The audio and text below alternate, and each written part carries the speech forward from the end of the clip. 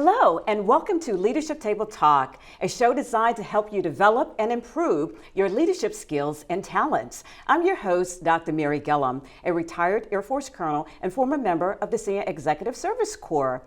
Have you ever wondered what does it take to lead at the White House Communications Agency, or WHCA?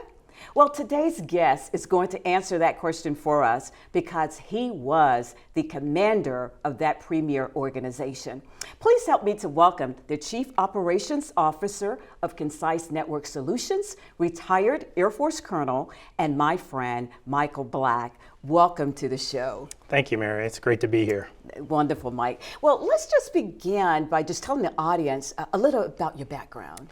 Well, I served in the Air Force for 26 years, rising to the rank of colonel, just like you. And I served in various communications positions throughout my career, wide variety of locations in the continental United States and overseas. Commanded 3 different times, so was in charge of communications units.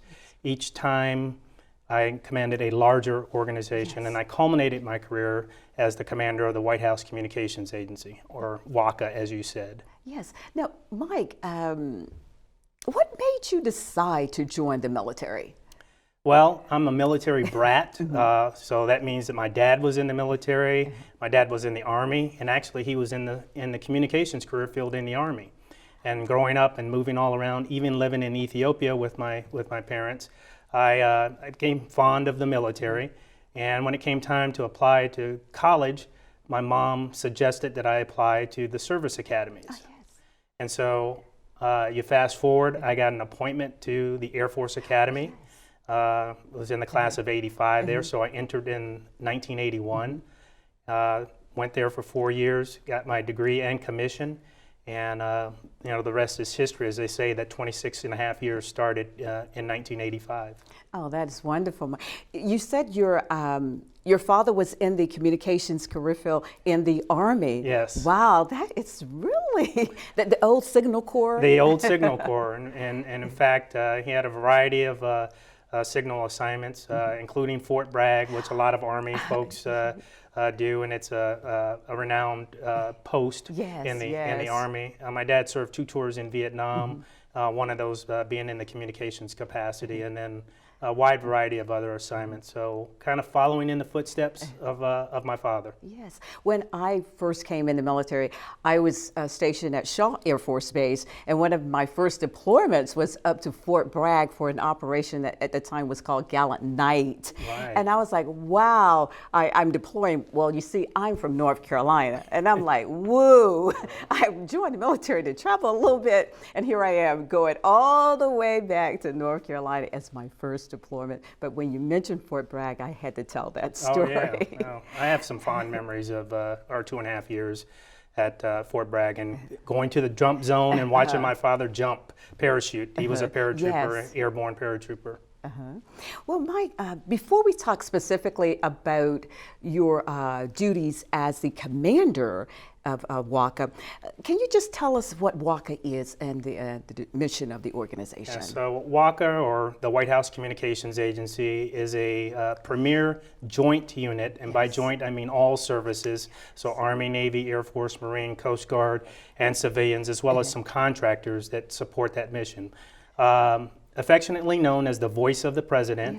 Yes. So we provide information services and communications for the president, the vice president, named successors, the national security advisor, and the senior staff within the White House.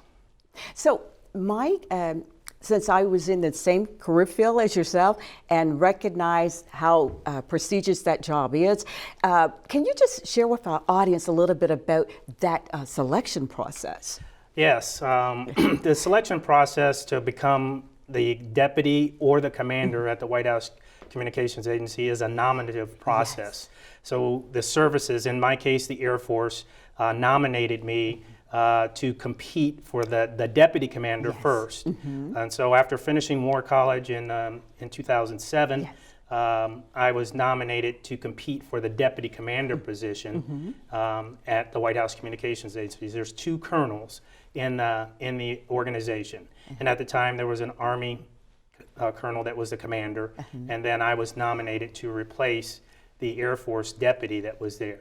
And you go through that process of being the service nominee. So the Air Force nominated me, and then I had to go through a rigorous interview process with the White House Military Office. Wow, yes. And the Defense Information Systems Agency, because we're administratively assigned to DISA, or the Defense Information Systems Agency, and then operationally to the White House Military Office. Now, Mike, as you migrated through your career, did you have a mentor or coach along the way? I did. I had several mentors. First and foremost, my father was a mentor of mine, and kind of been there, done that. And then I had one very important mentor, and I'll also call him a sponsor and a coach, Major General John Maluda, who I met when I was a lieutenant colonel. So a few years before I got to the White House Communications Agency. He took an interest in me and my career, and wanted to help shape that career. And so he's the one that encouraged me to apply for the deputy commander position, and then he worked a lot of things behind the scenes to get me to be the Air Force nominee for that position. Yes. Now, you mentioned General Maluda. When it comes down to a mentor and a coach, there is a difference, right? No, absolutely. And I like to use the terms, coach, mentor, and sponsor. Yes. And so if you think of a coach, I grew up playing sports, and a coach is somebody who's going to teach you the right form to shoot your jump shot. Yes. Tell you to keep your elbow in, and those kind of things. And so that's what a coach is. A mentor is these are my words, is somebody who has been there and done that and gone through what you're about to go through, and they're going to help shorten the learning curve for you. And so a mentor is very important. They can teach you some things and shorten that learning curve. And then finally, a sponsor is somebody who's going to give you access to an opportunity.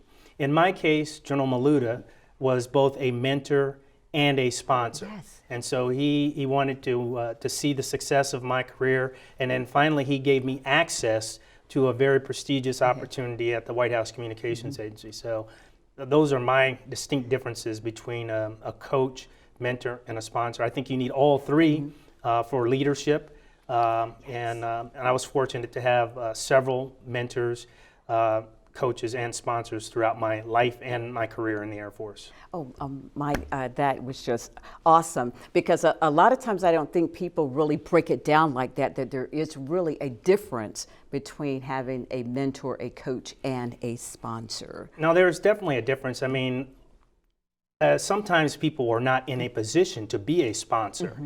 Maybe they're just a coach, and so not every coach is necessarily a mentor. Not every mentor is necessarily a sponsor. In my case, General Maluda happened to be able to perform really all three roles because he had been there and done that and knew what success was like.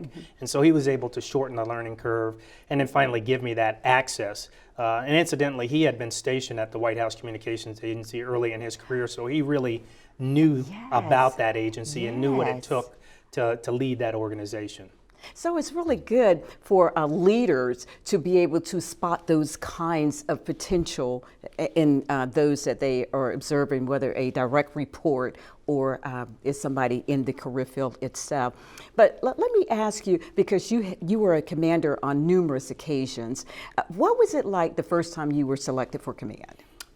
First of all, it was an honor because it's a privilege to lead an organization, but people generally take command very serious. I mean, you have a mission, you have people that you're responsible for, health and welfare, and so it's a competitive type position. And so I was honored the first time I was selected to be a commander, and I got to command a combat comm or combat communications organization, the 5th Combat Comm.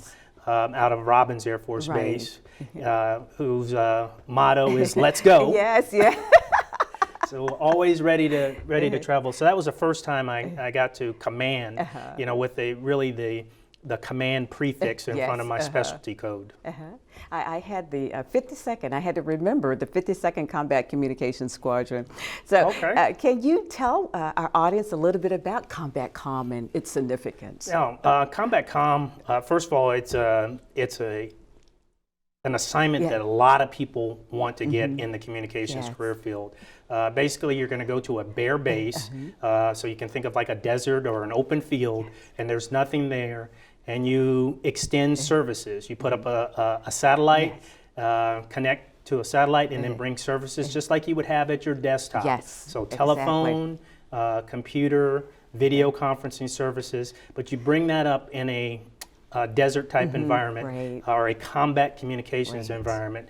And so usually when we deploy, combat communicators go to austere locations and set up communications and provide services that you would normally have on your desktop at home. So they work real hard, lots of exercises to be able to be successful when called upon. Absolutely. That just brought back memories when you yes. mentioned Combat Comm. Right. So, Mike, let me ask you before we go to break here. You were the commander of WACA, and prior to that, you had other command assignments. Is there a difference between commanding a all Air Force unit and actually commanding in the joint arena? Yes, there is. I mean, there are some similarities. I mean, I think if you ask many folks that have commanded, they'll talk about similarities of commanding. But commanding a joint organization required me to understand some of the service cultures of the Army, the Navy, the Marine Corps, the Coast Guard. And those are not things that I was exposed to on a daily basis other than the Army with my dad. But learning the service cultures is important to be successful. And it's a cliche, there's more than one way to skin a cat. And so you learn different processes or techniques or tactics that other services use that may be applicable in your own service or in a joint organization. So it was it's an honor to be able to command a joint unit as well. Well, Mike, it looks like we're coming up on a break, so please stay tuned and we will continue this conversation after the break. My grandfather served in World War II. Spending time with him were the best memories of my life. I became a physician at VA because of my grandfather, so I can help others like him. I can't imagine working with better doctors or a more dedicated staff. I'm fulfilling my life's mission with the help of my team and thanks to these veterans. I'm proud to be a doctor at VA and proud to honor my grandfather every day. Search VA Careers to find out more. Noises like that used to make me hit the deck. But now, I can keep going. Don't get me wrong, I still don't love crowded places, but it's good to get out again. Transitioning from the military can be tough, but many veterans are facing similar challenges. Visit MakeTheConnection.net to watch our stories and learn ways to create the story you want to live. Make the Connection.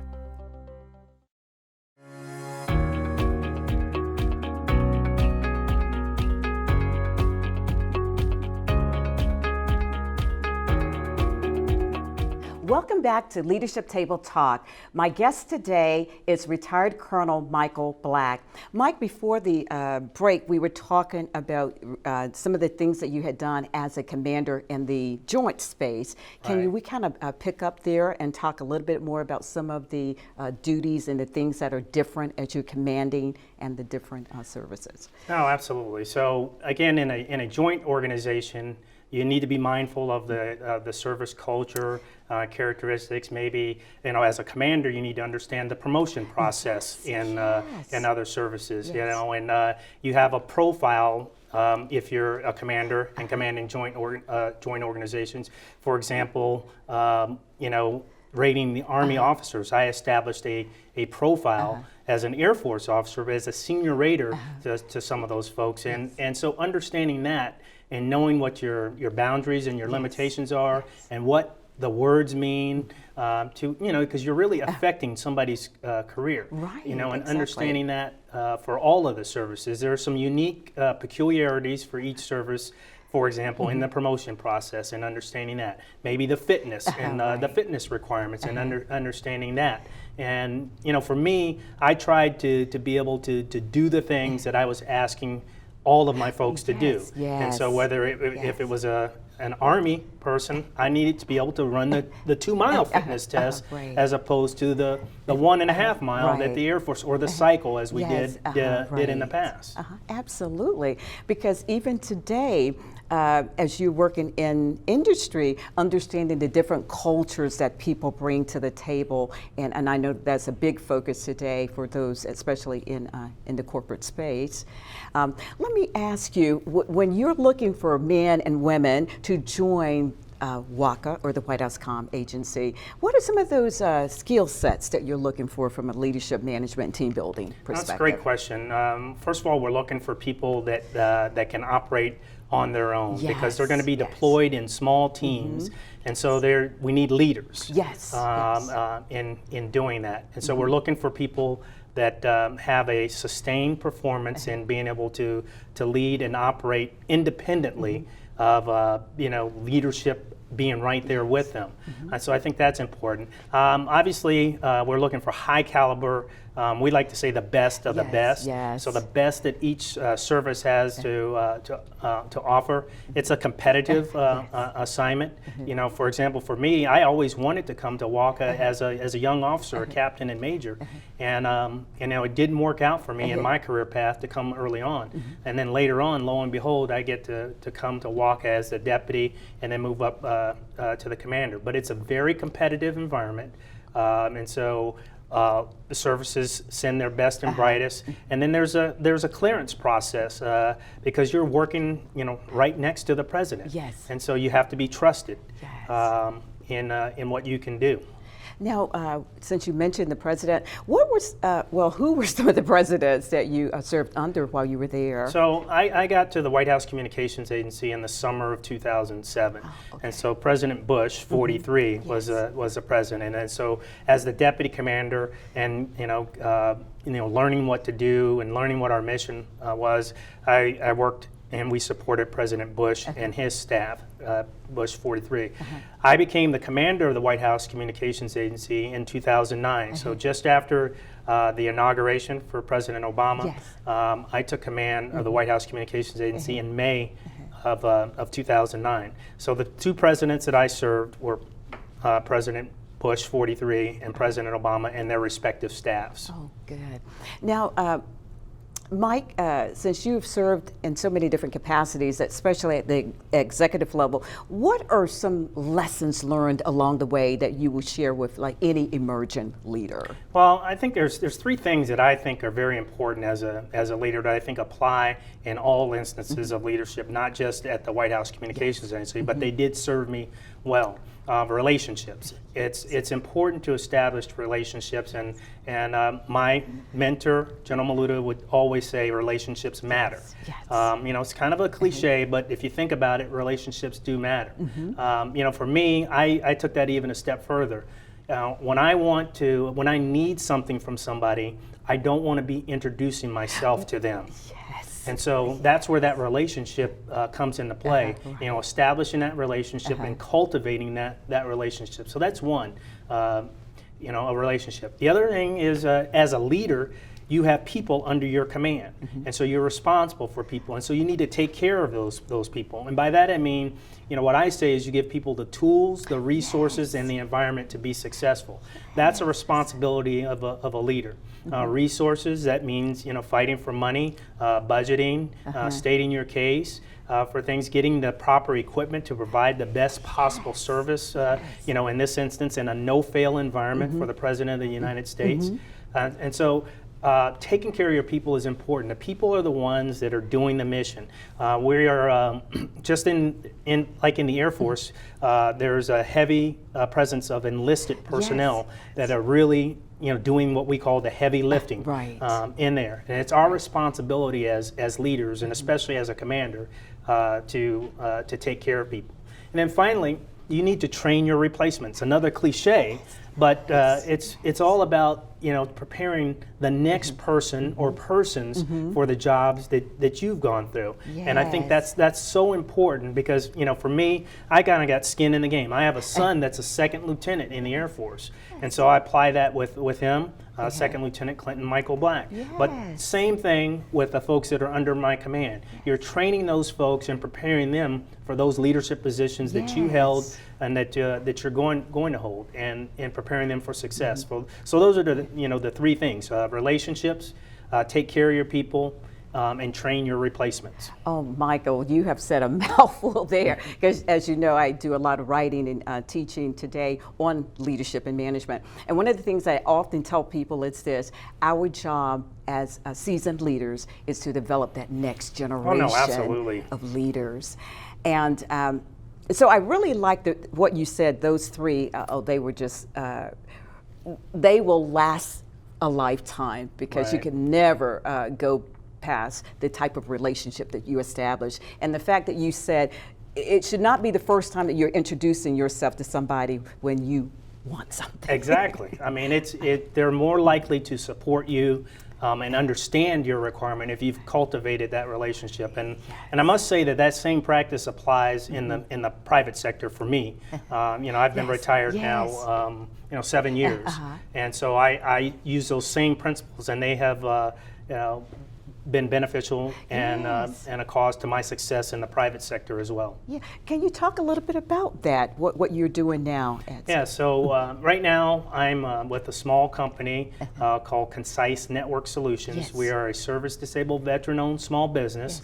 And we deliver networks. We provide networks to organizations, network solutions. Hence, Concise Network Solutions in our title. And that could be anywhere from computer networks to wireless networks. We do a lot of work with some of the major carriers, major telecom carriers, who provide those services to you. And you can think of the AT&Ts, the Verizons, the Sprint, and the T-Mobile. We subcontract to those organizations to deliver network services to organizations, both federal contracting, so we have government contracts, as well as private sector or commercial contracts, delivering those. And I'm a leader in this organization, this small business, as a chief operating officer. So all operations, fall under me.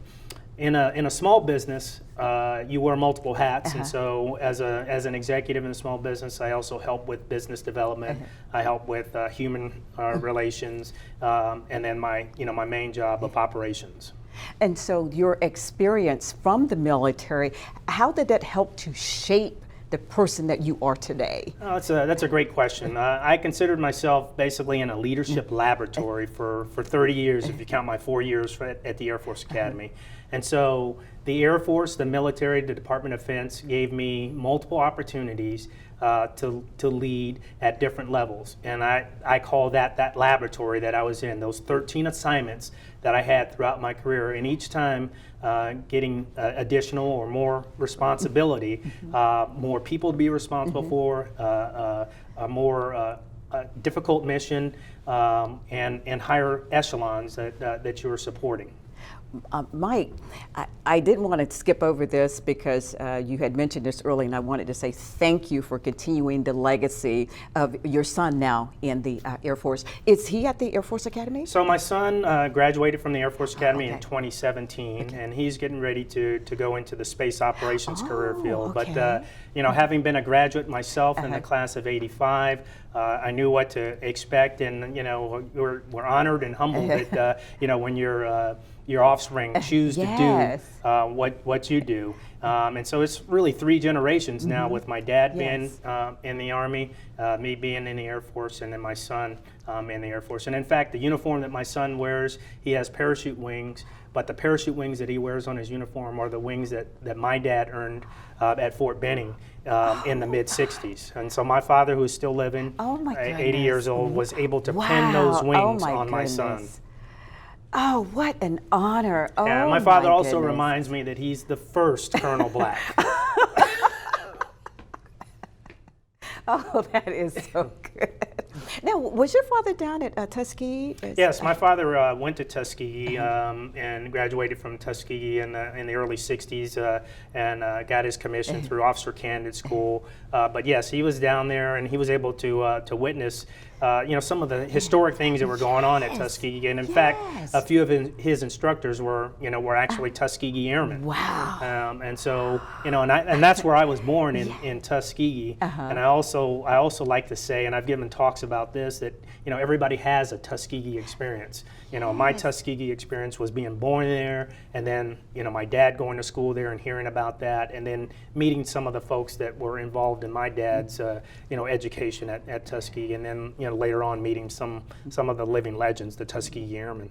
Well, Mike, I want to say thank you again for taking the time out of your very busy schedule to come and be on the show today. And I want to thank you, our listening audience, for watching Leadership Table Talk. I hope that you've been inspired by our guests. And if you like to find out more information about this show or others, please visit my website at www.executiveleadershipbiz.com. Again, thank you for watching. This is Dr. Mary Gillum. I'll see you again next time. Bye-bye.